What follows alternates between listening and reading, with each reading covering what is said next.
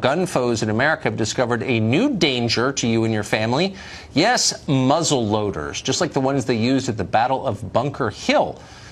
Former Congresswoman Gabby Gifford's anti-gun group has released a new report warning that muzzle loaders, we're not making this up, could be, quote, the next bump stock because they are largely unregulated by the government. This is a shift from just a few years ago when liberals conceded that at least muzzle loaders were protected by the Second Amendment.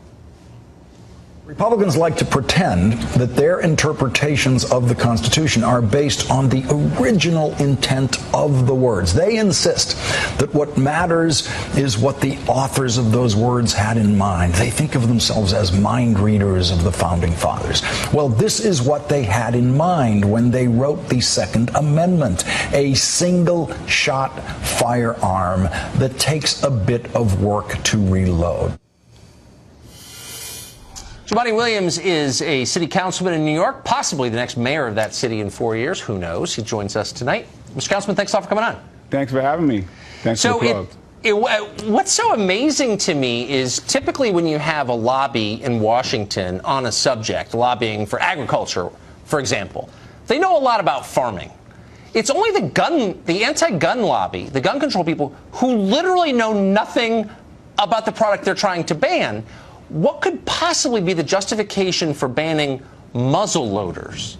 Well, you know, unfortunately, if you had me on every time there was a mass shooting, it might be every night. But I'm glad to be on here. What you left out is there's actually a company that's trying to jump through a loophole like people do and create a muzzle that can be shot with a silencer that shoots 50 caliber bullets. That can do a lot of damage.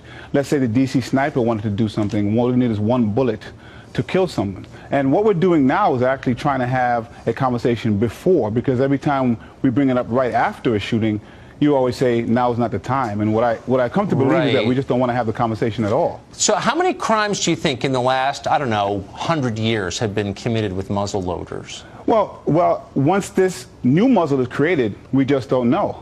But what you do a great job in, and it works for you, so I'm not saying you should stop. You do a great job of focusing on these single things when we really need to have facts? Yeah, that is kind of my trade. No, it's not facts. It's just avoidance of a conversation about guns, and you do it very well. Well, actually, I'd very much like to have a conversation about guns. So here you have Gabby Gifford's group saying that we need to regulate a rifle, a firearm they clearly know nothing about. A muzzle loader is loaded from the muzzle, from the end of the barrel, the hole where the bullet comes out. And you put in the powder, and then the wadding, and then the round. But what I'm saying is, and the whole thing takes like a minute. So it's not probably going to be responsible for a lot of mass shootings. Well, a silencer it's so crazy. A silencer and a 50 caliber bullet means that one person can die. And we're trying to talk about preventative. And you don't want us to talk about reactionary. But the biggest issue... Hold on. Can I ask you a question? Sure. Hold on. Yeah, I know you're a gun expert, so you maybe can explain this to me. Why would a silencer have... What does a silencer have to do with it? Silencers because if you were the DC sniper, by the perhaps you want to shoot a gun that nobody can hear so you can get away. But silencers or suppressors don't make a gunshot inaudible. You can still hear it really well. I think they really do help. No, they don't. I've shot them in a 50 caliber it's fine. round. Will still make a lot of noise. You're good at it. Let's even say I grant you that. But the biggest... No, I will. Because the bigger conversation...